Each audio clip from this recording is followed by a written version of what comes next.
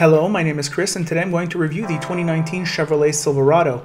I have relatives who own this vehicle and I am well placed to comment on it, as does Ross who loves trucks. The appearance is macho but not childish. I think Silverado is a clinic in proportions, and I especially love the simplicity of getting into the box with full of anchors for tethering for keeping things pinned down. It is a refreshed Silverado for 2019. Here it is.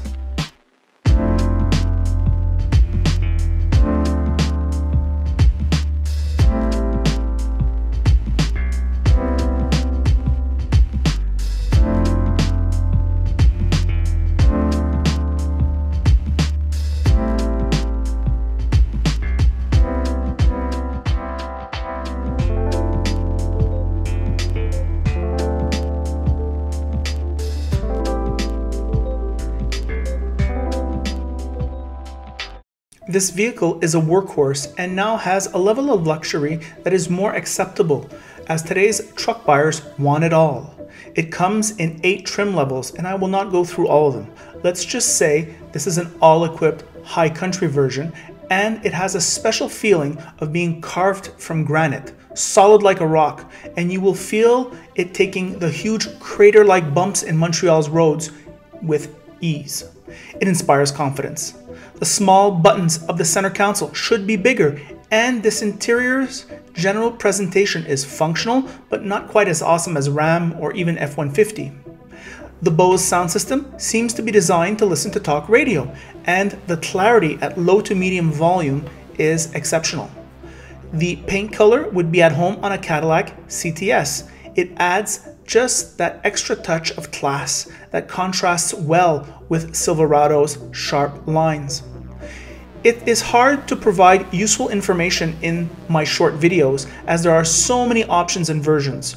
For example, the High Country model has a choice of 7 mags on the Canadian website. A word on the seats: they are comfortable to sit in, as are all its competitors that I've tested.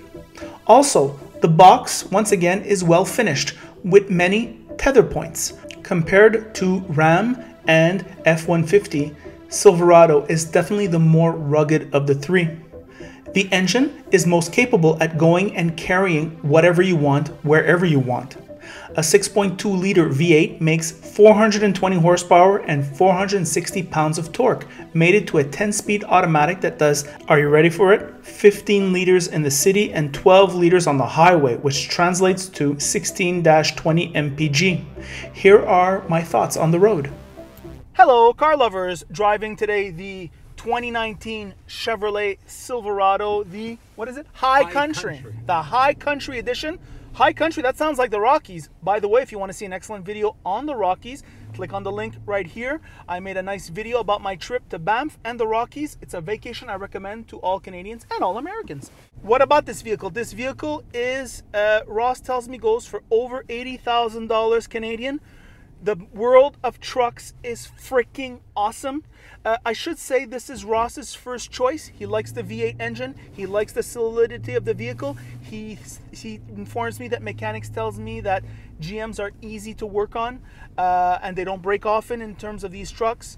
I have 2 relatives who have Silverados, including one who has a 2009 that drives it just to go bowling, and the other one uses it as a workhorse, and that's about it. I've driven those trucks a lot. Reliable, old reliable. I thought in the past they lacked a little bit of the comfort features on the inside. This refresh, I wouldn't say is equal to the Ram. However, I would say it catches up to the point where it's not distracting. It's not a deal breaker anymore. Nice leather seats, comfortable seats. I love a comfortable seat when you're driving, especially long hauls. No pressure points in the legs or the back. Wonderful. Lots of place in back, lots of easy storage. The most easiest to get into rear box in the category, I think. Just this simple innovation of putting a check into the bumper where you can put your foot and grabbing the rail. It just works. On the inside, what about this inside too? Well, the ride is a little bit harder than the Ram and the F-150, I would say. Ross made the same remark.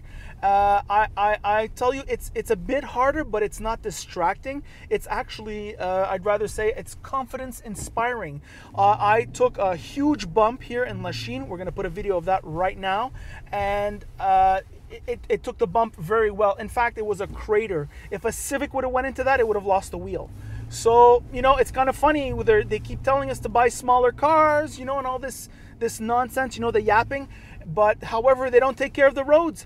And when you don't take care of the roads, you break your car. So you need to buy a bigger vehicle with bigger wheels. And it's weird. It's just weird, especially in the city of Montreal, where we have the people who complain the most about that. So, great vehicle for work. I would say very good vehicle for the everyday use also. Drinks a lot of gas. That's expected with this kind of vehicle. It does weigh 5,500 pounds. 5,500 pounds.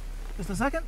He's turning okay. He's going to be okay. But 5,500 pounds, this vehicle. And that's pretty good fuel economy when you think about it. It's made like a box. And this vehicle has a towing capacity of 12,200 pounds. So that way, if you don't like where your house is right now, you can lift it up, put it on the truck, and move it. No, I'm just kidding. It'll take any trailer, though. That's the good part. So those are my thoughts. By the way, if you like this video, like it. If you don't like it, don't like it. And if you really like it, you can subscribe, duh. And that is it.